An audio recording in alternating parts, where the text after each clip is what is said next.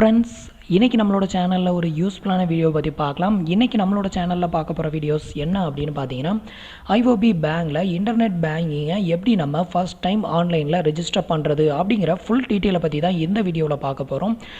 நீங்கள் இது வரைக்கும் நம்மளோட சேனலுக்கு சப்ஸ்கிரைப் பண்ணலன்னா மறக்காமல் கீழே இருக்கும் ரெட் கலர் பட்டனை ப்ரெஸ் பண்ணி மறக்காமல் சப்ஸ்கிரைப் பண்ணிக்கோங்க. கூடவே வர்ற பெல் ஐக்கான்ஸையும் கிளிக் பண்ணிட்டீங்கன்னா நம்ம சேனலில் வரக்கூடிய எல்லா வீடியோஸுமே மிஸ் பண்ணாமல் பார்க்கலாம்.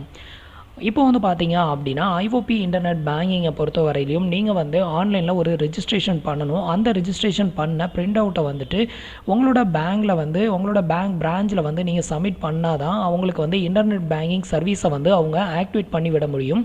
இதுக்கான ரெஜிஸ்ட்ரேஷனை ஃபஸ்ட்டு நீங்கள் ஆன்லைனில் தான் பண்ணணும். அந்த ரெஜிஸ்ட்ரேஷனை எப்படி நம்ம பண்ணுறது அப்படிங்கிற டீட்டெயிலை பற்றி தான் இந்த வீடியோவில் பார்க்க போகிறோம். இப்போ நீங்கள் உங்களோட ப்ரௌசரை ஓப்பன் பண்ணிக்கோங்க. ஓப்பன் பண்ணிவிட்டு அதில் ஐஓபி இன்டர்நெட் பேங்கிங் அப்படின்னு டைப் பண்ணி சர்ச் பண்ணுங்கள். அதில் வரக்கூடிய ஃபஸ்ட் வெப்சைட் பார்த்தீங்க அப்படின்னா ஐஓபி இன்டர்நெட் பேங்கிங் அப்படின்னே வரும். இந்த வெப்சைட்டை கிளிக் பண்ணிக்கோங்க. நெக்ஸ்ட் பார்த்தீங்க அப்படின்னா உங்களுக்கு இது மாதிரி தான் பேஜ் ஓப்பன் ஆகும். இது தான் பார்த்தீங்க அப்படின்னா ஐஓபி பேங்கோட வெப்சைட்டு. இந்த வெப்சைட்டில் போய் தான் நாம் இன்டர்நெட் பேங்கிங் ரெஜிஸ்டர் பண்ணணும்.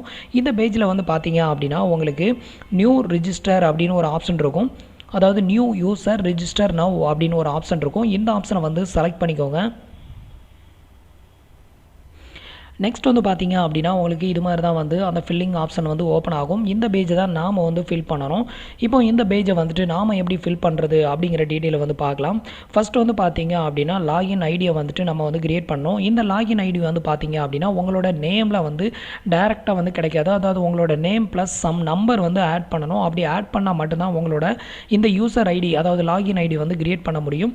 இப்போ எக்ஸாம்பிளுக்கு நான் உங்களுக்கு கிரியேட் பண்ணி காட்டுறேன் பாருங்கள்.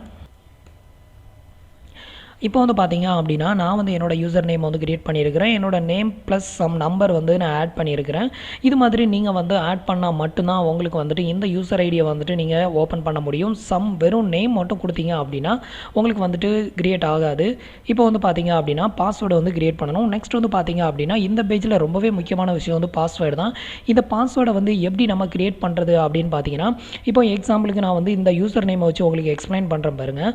இதில் பார்த்தீங்க அப்படின்னா பன்னீர் அப்படின்னு நான் என்டர் பண்ணியிருக்கிறேன். இதில் இதே நேமை நான் இப்போ பாஸ்வேர்டாக சூஸ் பண்ணணும் அப்படின்னா, அதாவது இப்போ உங்களோட நேம்லேயே நீங்கள் பாஸ்வேர்டு சூஸ் பண்ணிக்கலாம். எப்படி சூஸ் பண்ணுறது அப்படின்னு பார்த்தீங்கன்னா, உங்களோட நேமில் ஃபஸ்ட் லெட்டர் கேபிட்டல் லெட்டரில் என்டர் பண்ணிக்கோங்க. இல்லை லாஸ்ட் லெட்டரை கேபிட்டல் லெட்டராக என்டர் பண்ணிக்கலாம். இல்லை மிட்டில் ஒரு லெட்டரை கேப்ஸில் என்டர் பண்ணிக்கலாம்.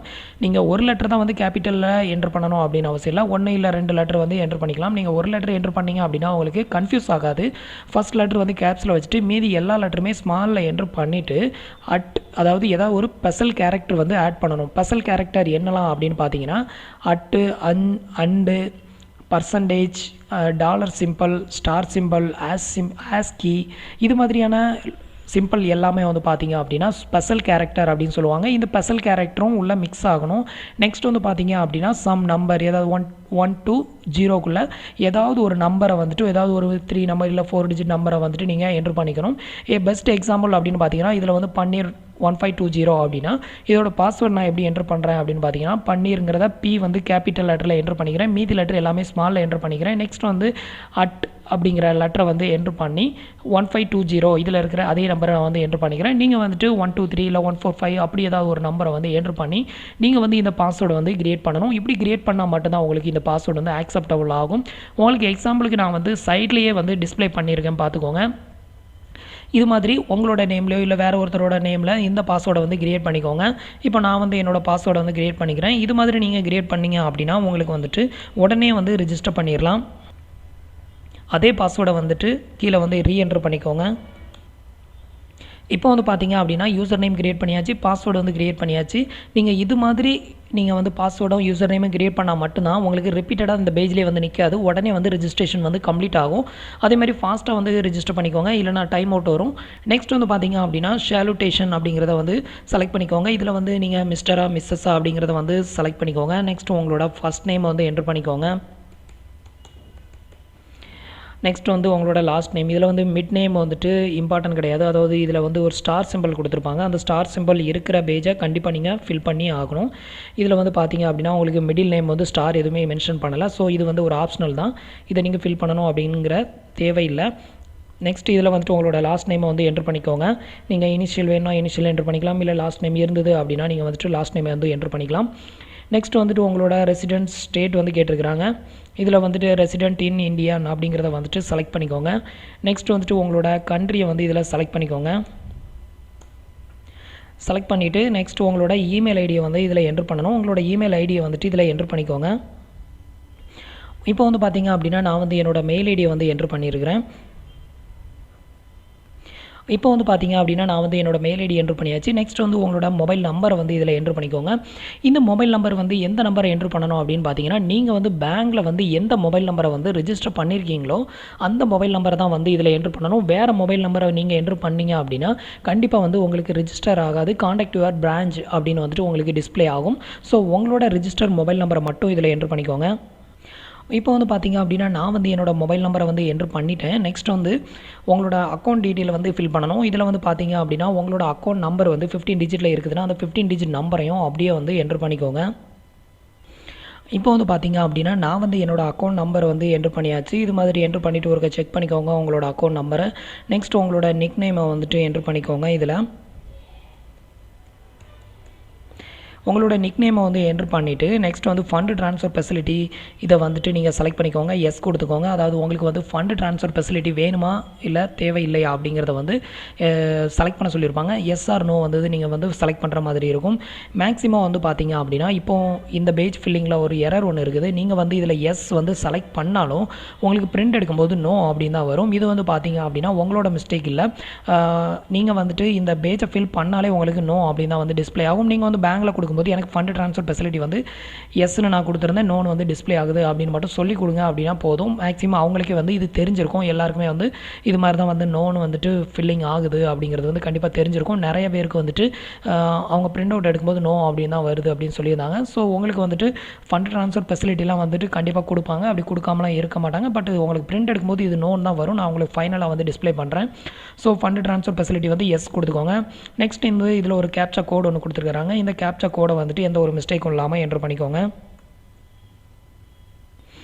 இப்போ வந்து பார்த்தீங்க அப்படின்னா கேப்சா கோடு வந்து என்ட்ரு பண்ணியாச்சு. எல்லாமே செக் பண்ணிக்கோங்க ஓரளவு. மறுபடி செக் பண்ணிவிட்டு நெக்ஸ்ட் வந்து சப்மிட் அப்படிங்கிற இந்த ஆப்ஷனை வந்து கிளிக் பண்ணிடுங்க. இந்த ஆப்ஷனை கிளிக் பண்ணதும் வந்து பார்த்தீங்க அப்படின்னா உங்களோட ரிஜிஸ்டர் டீட்டெயில் வந்துட்டு டிஸ்ப்ளே ஆகும் இது மாதிரி. இப்போ வந்து உங்களோட டீட்டெயில் வந்துட்டு நீங்கள் ஒருக்க செக் பண்ணிக்கோங்க. கன்ஃபார்ம் கொடுத்துருங்க. இப்போ வந்து பார்த்தீங்க அப்படின்னா எனக்கு வந்து லாகின் ஐடி வந்து இன்வேலிட் அப்படின்னு வருது.